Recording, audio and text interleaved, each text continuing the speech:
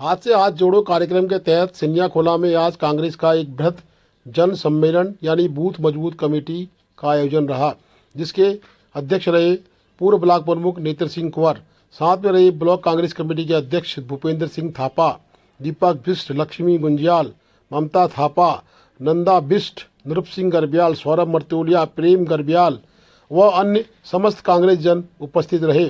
कांग्रेस जन का एक हाथ से हाथ जोड़ो कार्यक्रम लगातार चल रहा है, जिसमें बूथ की मजबूती के लिए उक्त कार्यक्रम किया जा रहा है। कांग्रेस के द्वारा आज देखा गया कि छाना सिन्नाखोला के बूथ में खड़क सिंह दानू, विक्रम सिंह पारिक इत्यादि के नेतृत्व में बड़ा अच्छा आयोजन किया गया। कांग्रेस के द्वारा सदस्यता अभियान के तहत भी कई लोगों को सदस्य भी बनाया गया। कांग्रेस के द्वारा इस तरह की लगातार मुहिम धारचूला या पूरे उत्तराखंड में चल रही है। धारचूला में भूपेंद्र सिंह थापा ब्लॉक कांग्रेस कमेटी के अध्यक्ष उक्त मुहिम को लगातार आगे बढ़ा रहे हैं। मिलेगा और सिलेंडर का दाम हमारी सरकार राजस्थान में एक सिलेंडर 500 में दे रही, हिमाचल में हमारी सरकार है एक सिलेंडर 500 में दे रही, लेकिन यहाँ की सरकार केंद्र में भी सरकार है, डबल इंजन की सरकार है, लेकिन यहाँ पर हमारे 1200 रुपये सिलेंडर का कर दिया है, 200 रुपये तेल की शीशी कर दी है। और मैं आप लोगों के संज्ञान में डालना चाहता हूँ कि अभी अभी पता चला है कि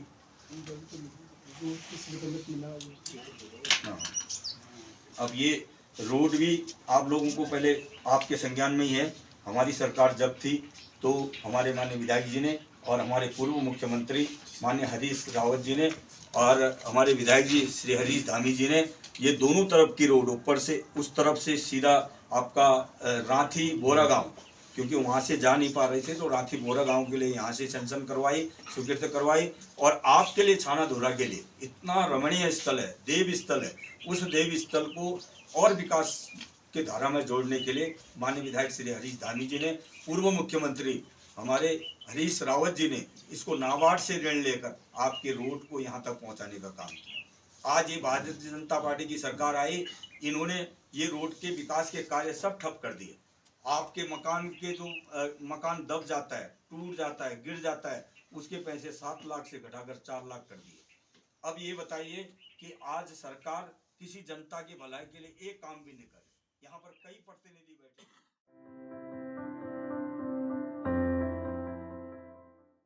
धारचूला के हाट गांव के नवयुवकों के द्वारा आज पूर्व में दी गई लीज में आर्मी को जो जमीन थी उक्त का अधिग्रहण किया गया। लीज पूरी होने के बाद हाट गांव के नवयुवकों के द्वारा आज जेसीबी मशीन लगा के गांव के युवाओं के लिए खेल मैदान बनाने की कार्रवाई शुरू की गई।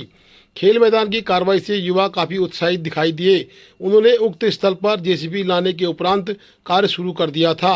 कार्य कुछ घंटे चलने के बाद आर्मी के द्वारा पुनः आपत्ति दर्ज कर दी गई, जबकि बता दें कि आर्मी के द्वारा पूर्व में ही उक्त जमीन की लीज पूरी हो चुकी है। लीज पूरी के होने के बाद हाट गांव के लोगों के नाम उक्त जमीन है। संचायती जमीन में काफ़ी लोगों के नाम है और उनका मालिकाना हक भी हाट गांव के लोगों का है, परंतु आर्मी के द्वारा लगातार इस तरह की घटनाएं पूरे जिले में की जा रही हैं। जिला अधिकारी ने भी इस पर चिंता व्यक्त की है और पूर्व में उन्होंने आर्मी व धारचूला, मुनस्यारी, बीण, गंगुलियाट के एसडीएम और के साथ बैठक करने के बाद निर्णय निकाला था कि आर्मी और जनता के बीच में मतभेद न हो, परंतु आर्मी कहीं न कहीं मतभेद पैदा करने की स्थिति में आ रही है। जब लीज पूरी हो चुकी है तो उसके उपरांत ही लोगों ने अपना मालिकाना हक दर्शाया है, क्योंकि आर्मी का मुआवजा बड़ा न्यूनतम है और उस मुआवजे से 10-5 रुपये से आर्मी चाहती है कि उक्त ज़मीन हमें मिले। संयुक्त मजिस्ट्रेट ने विवाद बढ़ने पर दोनों पक्षों को कल 12 बजे अपने कार्यालय में बुलाया है। अब देखना है कि कल 12 बजे क्या निर्णय निकल के आता है। हाट गांव की जो जमीन हाट गांव के लोगों के नाम पे है, क्या वो उनको मिलती है फिर या आर्मी उस पर कोई नई आपत्ति दर्ज करती है, ये देखने का विषय होगा। हमारी नाम की जमीन है, वहाँ पे हम मतलब सार्वजनिक सौंदर्यीकरण करना चाह रहे हैं। ये 10 आदमी आके हमारा सौंदर्यीकरण रोकने की चेष्टा करते हैं। सब देखने के बावजूद जब अपनी भूमि पे 1 इंच भी हमें सौंदर्यीकरण के लिए मना करते हैं। सर इतनी जमीन गांव वालों को कैसे छोड़ दे, आप बता दीजिए। मंदिर ऐसा करते हैं ना, फिलहाल जैसे ये होगा, फिलहाल कन्फ्रंटेशनल बनने का कोई नहीं, आप पे एक मैसेज भी उनको चला गया होगा। फिलहाल ऐसा करते हैं, कल आप लोग मेरे ऑफिस में आइए, कुछ पूरा गाँव मत उठ के, जी 3-4 लोग आइएगा जो बात करने वाले हैं। आप लोग जो रिप्रेजेंटेटिव आइए, आर्मी वालों को भी हम बुलाएंगे, हम कुछ ना कुछ सोल्यूशन निकालेंगे कि आप लोग रेडी नहीं, कल उसमें हम लिख के भी दे देंगे आप लोगों को रेंट के लिए रेडी नहीं, जो भी है जिस रेट पे वो मिल रहा है। फिर आगे का जो भी एक्विजिशन का प्रोसेस है वो लोग करेंगे, क्या है वो कल बता देंगे, ठीक है जी सर। फिलहाल के लिए आप कल आइए मेरे ऑफिस में, कल हम जल्दी सुबह 12 बजे रख लेते हैं, आपकी पहली मीटिंग आप लोगों की रख लेते सर अभी फिलहाल काम रोके हैं। हैं। हाँ काम करो सर हमको अगर ये जब ये काम करे तो हमने रोके और हम काम करें तो ये रोके। आप लोग समझिए, अभी फिलहाल काम रोक दीजिए, ठीक है ना, क्योंकि अभी जो ऑन पेपर है फिलहाल के लिए जो बेसिकली वो तो लीज पे जैसे था, चलो पैसा उन्होंने दिया नहीं हो, बट उस पर जब भी अब आपके भी नहीं होगा, आपके परदादा की लीज की होगी, उसके हिसाब से तो उन्होंने वो बोल रहे हैं कि हमने तो रेंट डाल दिया है तहसील एडमिनिस्ट्रेशन में, 2014 तक का ही डाला है वहीं तक है, तो उससे आगे तो हम काम करेंगे ना।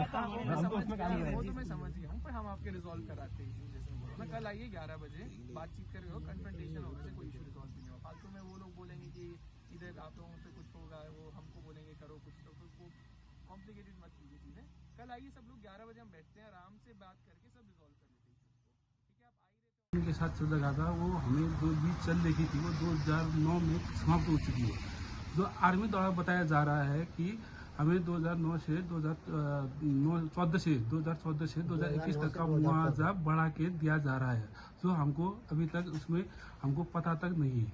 और हम अभी सामाजिक हित के लिए उसमें खेल मैदान बनाने के लिए हम खेल उसको प्रोत्साहन करने के लिए हम खेल समाज को आगे बढ़ाने के लिए गांव के भविष्य को आगे देखते हुए उनके भविष्य की चिंता करते हुए हम उसमें सामाजिक कार्य करने के लिए हमको खेल मैदान में बनाने की सोच रहे हैं। तो आर्मी वाले हमको डराया धमकाया जा रहा है कि वो जमीन आपको नहीं मिलेगी और ऐसा करने पर आपको कोई एक्शन लिया जाएगा, उसको हमें देना ही होगा बोल के डर धमकाया जा रहा है। जिससे हमने प्रशासन को बताया कि जिसे हमें ITM साहब को बताया था, उन्होंने कल हमको वार्ता के लिए बुलाया है।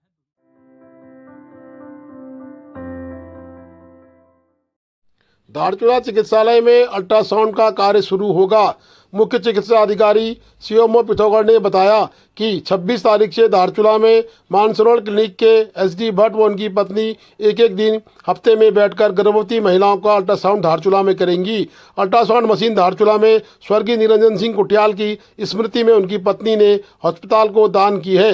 अस्पताल के द्वारा उक्त अल्ट्रासाउंड मशीन से केवल फिलहाल गर्भवती महिलाओं का ही इलाज किया जाएगा, जो हफ्ते में एक दिन होगा। उसकी समय सीमा निश्चित कर दी गई है। दाखिला विजिट में टाइम पर आते रहता हूँ, लेकिन आज मेरा जो मेन उद्देश्य है यहाँ अल्ट्रासाउंड को संचालित करने का, कि यहाँ की गर्भवती महिलाओं को यहाँ से वहाँ बहुत दूर जाना पड़ता है, तो उसकी सुविधा यहाँ हम प्रदान करने जा रहे हैं।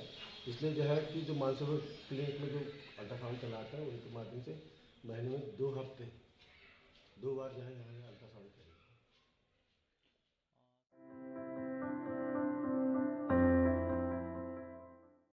सिंचाई विभाग के मुख्य अभियंता चंद्रशेखर सिंह पहुंचे धारचूला के मल्ली बाजार। एल्दारा से पूर्व में मल्ली बाजार के 6 मकान ध्वस्त हो चुके थे, जो कि 9 तारीख से कार्य शुरू हुआ है। अब बोल्डर तोड़ने के उपरांत कार्य की स्थिति आगे बढ़ती जा रही है। शिशु मंदिर के पास आज मशीन लगा के फाउंडेशन खोदने का कार्य कर दिया गया है, जिसका संयुक्त निरीक्षण मुख्य अभियंता सिंचाई व अधिशासी अभियंता सिंचाई ने संयुक्त रूप से किया है।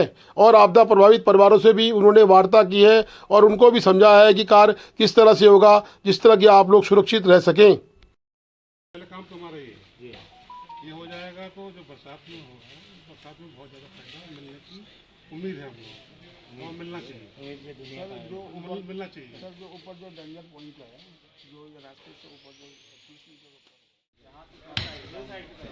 जैसे ये मान लो ये प्लेटफॉर्म अगर जैसे लगा होगा ना, तो यहाँ से उठाओ, ठीक है, और जब ऊपर आ जाएंगे तो मिला देंगे।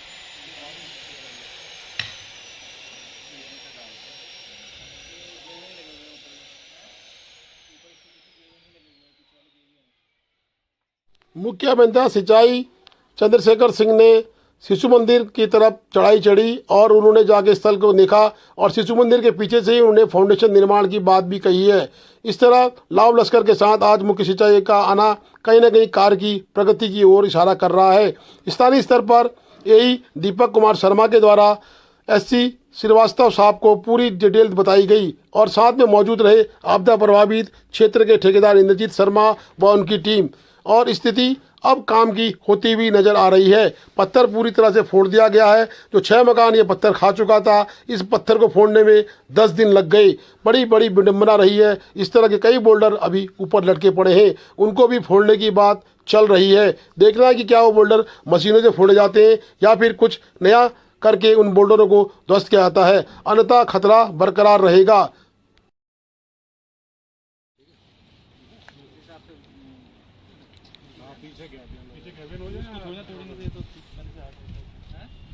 इसको छोड़ दो, यहाँ से छोड़ दो, यहाँ से आगे से करेंगे, इससे आगे से पूरा हाथ कर देंगे।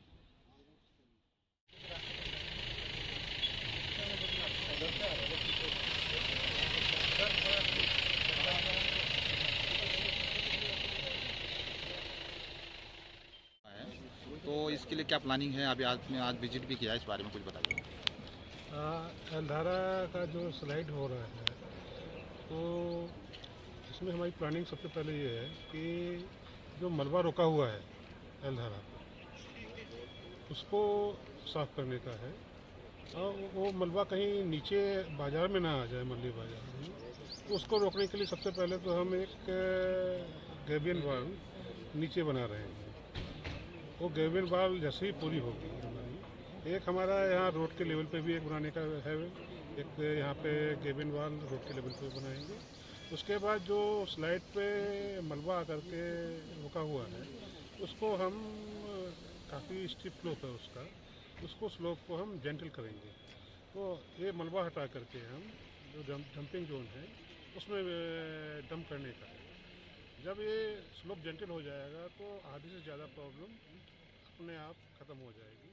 फिर उसके बाद फिर आगे जो कार्रवाई होनी है उसको किया जाएगा।